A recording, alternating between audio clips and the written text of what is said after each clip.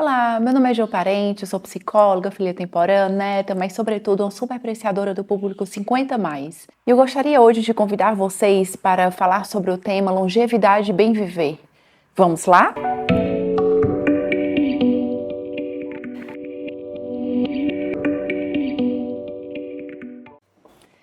Bom, essa temática de longevidade e bem viver tem muito a ver com uma preocupação que eu tenho visto permanente de que as pessoas estão tentando estender a vida. Então, como seria viver até os 100 anos? No entanto, as pessoas precisam igualmente se preocupar em viver bem ao longo desses 100 anos, por exemplo. Eu sei que é um desafio diante de um mundo que tem se mostrado como se tudo fosse acabar amanhã, como se tivesse tudo desastroso. E isso é extremamente ansiogênico para qualquer pessoa. Somado a isso, um mundo tão competitivo, onde o idoso não sabe mais nem como se classificar ou como se apresentar. Eu fico pensando, como é que hoje será que os idosos estão se vendo? Seria idoso? Seria velhice? Seria terceira idade? Sobretudo hoje que estão se falando de quarta idade. Com a expectativa de vida sendo prolongada, hoje já se fala em quarta idade. Quando eu penso nessa apresentação, não seria uma classificação, até mesmo porque o mundo tem essa necessidade de nos classificar. E as classificações geram muito estigma. Se você fala que você está classificado como 60 mais, inclusive a minha tentativa de colocar o 50 mais é para quebrar um pouco isso,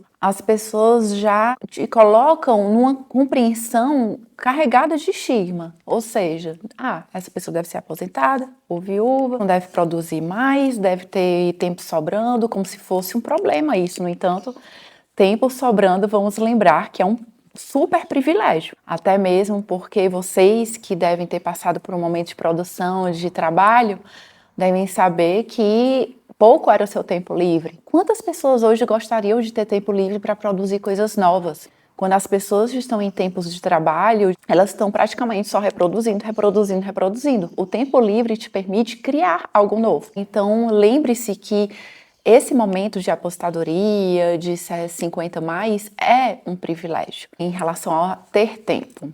Eu gostaria muito de que vocês deixassem seu comentário aqui. Falem uma palavrinha ou uma expressão de como vocês representam, de como é que a gente poderia falar sobre esse momento. Seria o quê? Terceira idade? Ou, como eu tenho trazido aqui a ideia do segunda chance, e quando eu penso nessa classificação ou forma de se apresentar, isso tem me ocorrido, essa preocupação, por conta das placas de estacionamento dos shoppings e nas ruas. Algumas câmaras municipais, por exemplo, têm requerido a substituição de algumas placas de estacionamento. Eu vou colocar aqui algumas placas que normalmente vocês já devem ter se deparado com ela, que é um símbolo representativo, os quais os idosos, muitos deles, não se sentem nem um pouco representados, e agora eu vou colocar a placa de algumas câmaras que têm feito essa substituição pela nova representação do idoso. Eu gostaria que vocês também deixassem um comentário aqui. Vocês se sentem representados por essa nova representação? Essa ideia de representação também me foi uma questão que me despertou essa curiosidade de ouvir vocês sobre isso, porque eu estava na rua, fazendo essas atividades diárias, e uma senhora falou assim: minha filha, eu acordo cheia de disposição, eu acordo com 1000 planos para o meu dia. E aí, quando eu me levanto da cama, eu sinto uma dor na lombar e eu começo a sentir as pernas assim, não respondendo mais do mesmo jeito. Ou então, toco uma campainha, eu não consigo mais chegar à porta com a mesma velocidade e eu começo a perceber como o meu corpo não está mais respondendo a essa dinâmica que ainda existe dentro de mim. Então, eu percebi que isso é desanimador, E aí, como é que a gente poderia, então, pensar numa vida de uma forma mais extensiva, mas igualmente feliz? Então, fique aqui comigo até o final do vídeo, porque eu falarei dicas sobre como viver bem e não só ficar naquela preocupação de viver mais e mais e mais, mas ter qualidade de vida. Então, estamos diante de uma realidade de fase de terceira idade. E isso significa o quê? A mãe, por exemplo, na terceira idade, normalmente os filhos dela já saíram de casa ou estão nesse processo de saída de casa. Então, você está começando a entrar na realidade do ninho vazio, a síndrome do ninho vazio. ou parcialmente vazio. Por quê? Porque tem aquelas também que já são avós e recebem seus netos em casa. No entanto, você também está lidando com aquela realidade de que agora o seu filho, por exemplo, ou sua filha, mas sobretudo o seu filho, onde não existe só uma mulher que ama, mas duas mulheres que amam ele com olhares completamente diferentes sobre ele. Eu vejo muitas mães, assim, com algumas implicâncias, inclusive com as noras, porque ela sobrepõe um filho, que era aquele filho ideal que ela tinha, de que não é mais aquela criança ou aquele adolescente, mas um filho já que sabe o que quer, que sabe o que não quer, que já tem suas convicções, sua perspectiva de vida, enquanto ele está casado com uma pessoa que vem de outra cultura familiar. Então são duas mulheres amando o mesmo homem, e aí começa a ideia dos conflitos, inclusive de como os seus netos estão sendo criados, que é diferente de como você tinha ideia de criação de um filho. Então você tem rompimentos nessa terceira idade, né? Rompimentos da identidade profissional que você tinha, do papel que você tinha de esposo ou de dona de casa, rompimento de uma mãe que parece agora que tudo que você fala não tem mais validade ou está atrasado, ou acham que a pessoa sabe de tudo e você não sabe mais de nada, ou rompimento daquele corpo super ativo e de repente, por exemplo, atravessar a rua tem sido uma grande dificuldade. E aí a terceira idade também encontra aquela dificuldade na própria cidade dela. Quando você anda na sua calçada, você acredita que ela está preparada ou apropriada para a sua caminhada? Ou quando você vai comprar uma roupa, você tem achado roupa para você? Ou uma maquiagem? Ou você está achando que hoje só tem roupa para menininha, do corpinho? Será que o mundo está lhe recebendo? A terceira idade tem lugar para você nesse mundo? Então vamos lá para as dicas, quase como uma forma de resistência, de reação a um mundo complexo, né? As 10 dicas seriam: tente se escutar mais.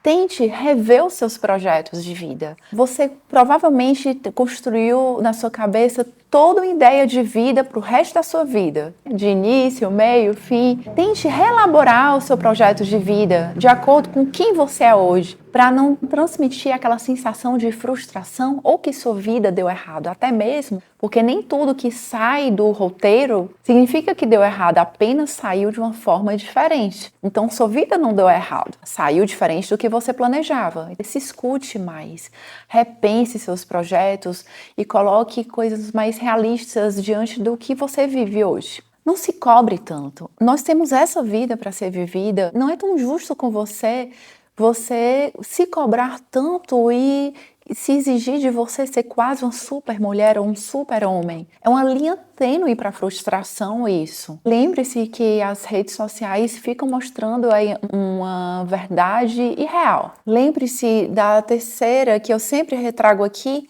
que é encontrar um espaço de fala. Pode ser, inclusive, uma carta, escrever algo, deixar algo por escrito. Ah, Joana, mas na terapia a gente fala. Essa é a ideia, falar. Falar e elaborar, que é o repetir e elaborar. Enquanto a gente estiver falando, pelo menos o corpo está materializando isso numa fala, está colocando isso para fora.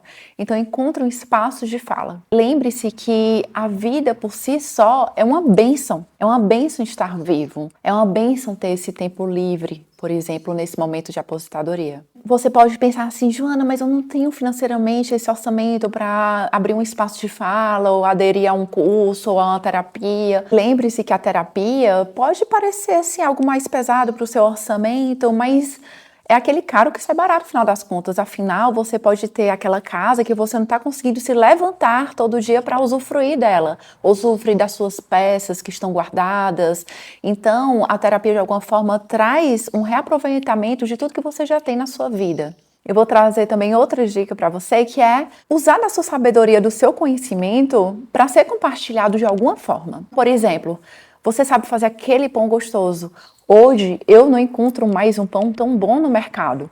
Se você sabe fazer aquele pão gostoso, você pode, por exemplo, fazer esse pão e distribuir para sua família toda semana. Então, é uma sabedoria, um conhecimento compartilhado. E você pode pensar assim, mas meu filho não valoriza o que eu falo, as sugestões que eu dou, então o que eu faço. Gente, eu como filha lhe falo, valoriza sim. Muitas vezes a minha mãe fala comigo algumas coisas que eu pareço assim, não estar atenta, não prestando atenção, mas a forma como eu apresento minha mãe é com muito orgulho. Eu tanto escuto as coisas que ela fala que depois eu saio falando por aí. Ou cria aquele espaço com a sua família de compartilhar histórias do seu passado, ou de alguns conhecimentos seus, até mesmo, porque tem conhecimentos que você carrega que vão morrer com as pessoas da sua idade. Então você tenha quase essa missão de transmitir isso para os outros, para sua família, para deixar com uma memória de vida. Ou, por exemplo, a minha mãe fala tanto, eu estudo na internet, não sei o quê, fala das tecnologias como se às vezes fosse um problema. E eu escuto muitas pessoas trazer a tecnologia como se fosse um problema, mas, gente,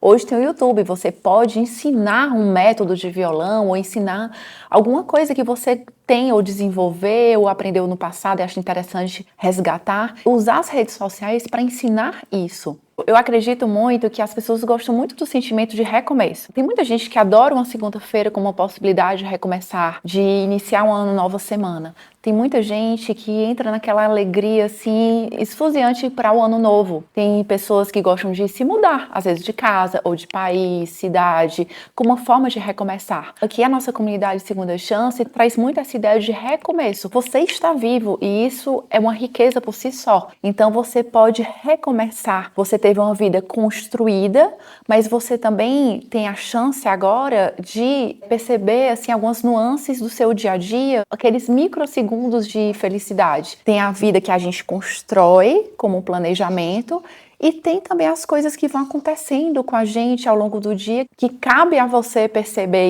isso como a beleza desses detalhes no seu dia a dia. A outra dica seria a ideia do ritual de comunidade. Já ouvi uma pessoa falando da minha família, não quero celebrar o meu aniversário porque eu vou colocar as pessoas numa obrigação de comparecer e hoje as pessoas estão tão sem tempo, o quê? Celebrar aniversário por mim? Gente, se você não for aquela pessoa que gera esse encontro da família, ninguém nunca vai se encontrar. Então se esforce um pouquinho para gerar esse movimento de encontro na família ou gere essa sensação de comunidade com seus amigos ou as pessoas que você gostaria de ter por perto, monte uma rotina pontual semanal ou quinzenal, porque eu acredito muito que quando nós temos esse sentimento de apoio, nós nos arriscamos mais para a vida. As coisas podem estar difíceis no dia a dia, mas esse sentimento de ter um apoio, mesmo que seja imaginário, sustenta mais a gente para o dia a dia. Quando eu era mais nova, aos 13 anos eu já fiz minha primeira viagem ao exterior. As pessoas ficavam, nossa, você é tão corajosa, se lança pro mundo assim, mas eu ficava, nossa, mas realmente, por que eu tenho isso tão forte dentro de mim? E eu lembrei que tinha os meus pais, tinha a minha família para onde eu poderia retornar se alguma coisa desse errado. Então eu tinha esse sentimento de apoio que era um gancho para me lançar ao mundo. A outra dica é namorar, se exercitar, fazer essas atividades que geram um hormônio do prazer. Do mesmo jeito que ficar na lamentação vai gerando hormônios de desprazer e angústias dentro de você, se exercitar, namorar, gerar pensamentos positivos, mesmo que seja uma criação sua, isso vai gerando organicamente todo um sentimento de prazer, até hormonal dentro de você. Você pode estar pensando, não, Joana, eu não tenho mais idade para namorar. Eu namorar?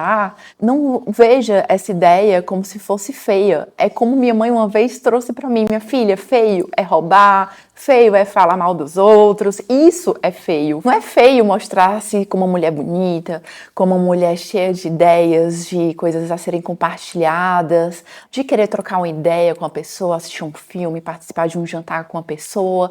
Isso não é feio. E a outra dica é se colocar quase num esforço contínuo de criar vivências. Você é um bom gerente da sua vida porque agora você é um gerente do seu tempo. Quando você trabalhava, você ocupava com seus filhos, sua casa, marido, com seu trabalho, ou simultaneamente com tudo, você tinha uma rotina criada. O mundo lhe demandava coisas que você tinha que cumprir. Agora você tem um tempo que você tem que preencher e você é gerente desse tempo. Pode parecer um pouco, está se deslocando um pouco do seu área de conforto, você tem que se esforçar muito para sair dessa sensação de inércia, mas logo vira hábito. Se esforce um dia, outro, primeiro, terceiro, quarto dia, que rapidinho vira hábito. Inclusive, essas vivências vão colocando você em novas situações, onde você vai aprendendo mais, onde você vai se deparando com coisas diferentes e novas e se socializando. Você devia se socializar quando você precisava, por exemplo, levar seu filho para a escola, falar com os pais dos amigos dos seus filhos, ou com os professores, ou indo a uma papelaria comprar caderno e material escolar. Você tem que criar novas vivências agora para se colocar em novas situações. E nessas novas vivências, até se deparar com habilidades que você não sabia que tinha. Novas vivências vai despertando isso. Então, por exemplo, fiz uma viagem e de repente me dei conta que existe uma prática de fazer um café de tal forma e que eu sei fazer e me vi boa nisso. Então, novas vivências vão despertando isso na gente. E não esqueça daquela que eu sempre trago, de separar 2 dias para ver as notícias de forma mais analítica, né? De forma mais detalhada. Porque hoje nós estamos vivenciando essa busca por nos atualizar diariamente. No entanto, os jornais, as redes estão trazendo para a gente as notícias como uma novela, em pedaços, em capítulos e de forma ansiogênica, gerando suspense na gente. Então, a gente fica querendo acompanhar o próximo capítulo da notícia. Quantas pessoas morreram? Não, foram 5. Não, foram 10. Não. E fica diariamente vivendo aquela notícia. Se você parar para ver a notícia em um dia só, você já vai ter se atualizado de todo aquele número, aqueles dados que foram dados na notícia de forma mais analítica e detalhada. Separe 2 dias para não mesclar a sua vida a esse das notícias, mas entender que sua vida vai até aqui e daqui para lá vai a notícia. Você não precisa absorver o mundo das notícias como se fosse um mundo onde você está vivendo realmente. A sua mente aprende a absorver essas sensações boas e se acostuma com elas. Então, se, por exemplo, você está aqui nessa vibração boa de estar vivendo uma vida com qualidade, né? E alguém lhe traz uma notícia ruim, ou você vê uma notícia, você não se representa mais daquela forma. Você se acostuma com as coisas. Seu corpo, a sua mente se acostuma com essa qualidade. Com o tempo, vocês vão percebendo que a sua referência vai mudar. Assim como aquela pessoa, por exemplo, que vai deixando de tomar café com açúcar ou com adoçante e começa a mudar a referência dela do que é doce. E para essa maleabilidade, você também precisa fazer luto de algumas coisas, né? Então a gente precisa fazer um luto de quem éramos, de como pensávamos que ia ser a nossa vida, daquele filho que você tinha, como aquele filho protegido, que você tinha que dar todo o suporte, que agora não quer mais escutar as suas orientações.